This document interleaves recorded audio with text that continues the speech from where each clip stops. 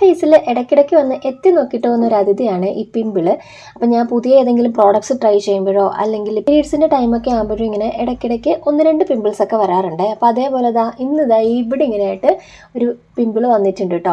അപ്പോൾ ഇത് ഞാൻ ഒരു പുതിയ പ്രോഡക്റ്റ് ട്രൈ ചെയ്യുന്നതിൻ്റെ ഭാഗമായിട്ട് വന്നതാണ്. അപ്പം ഞാൻ ആദ്യം തന്നെ ഫേസ് നന്നായിട്ട് വാഷ് ചെയ്തിട്ടുണ്ടായിരുന്നു. ആ പിമ്പിളിന് നമ്മൾ അധികം ഇറിറ്റേറ്റ് ചെയ്യാത്ത രീതിയിൽ ഫേസ് നല്ലപോലെ തന്നെ ഒന്ന് ക്ലെൻസ് ചെയ്തെടുക്കുക. അതിനുശേഷം ഞാൻ ആ പിമ്പിളിനകത്ത് അധികം ടച്ച് ചെയ്യാതെ സ്കിൻ കെയറും കാര്യങ്ങളും ഒക്കെ ഒന്ന് ചെയ്യുന്നുണ്ട്. ഇനി ഞാനിവിടെ യൂസ് ചെയ്യുന്നത് ഇത് സാൻഫയുടെ പിമ്പിൾ പാച്ചാണ് കേട്ടോ.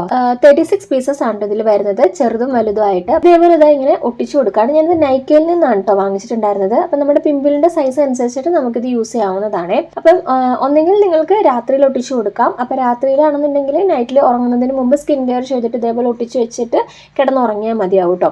അതല്ലെന്നുണ്ടെങ്കിൽ മോർണിംഗിലാണെങ്കിലും ഒരു 6-7 മണിക്കൂർ വരെയൊക്കെ നമുക്കിത് വെക്കാവുന്നതാണ്.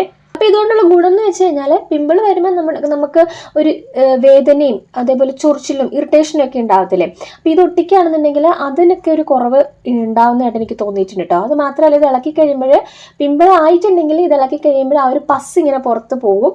പിന്നെ പിമ്പിൾ വരുന്നതിന് മുമ്പ് തന്നെ ഒരു വേദനയൊക്കെ തുടങ്ങുമ്പം ചെറിയൊരു തടുപ്പൊക്കെ ആയി തുടങ്ങുമ്പോൾ തന്നെ നമ്മളത് ഒട്ടിക്കുകയാണെന്നുണ്ടെങ്കിൽ അതങ്ങ് പുറത്തധികം വരാതെ തങ്ങി പോകുന്നതായിട്ടും എനിക്ക് തോന്നിയിട്ടുണ്ട് കേട്ടോ. അപ്പം നല്ലൊരു യൂസ്ഫുൾ ആയിട്ടുള്ള സാധനമാണ്. നിങ്ങൾ യൂസ് ചെയ്തിട്ടില്ലെങ്കിൽ ഞാൻ ലിങ്ക് എന്തായാലും കൊടുത്തേക്കാം, യൂസ് ചെയ്ത് നോക്കണേ.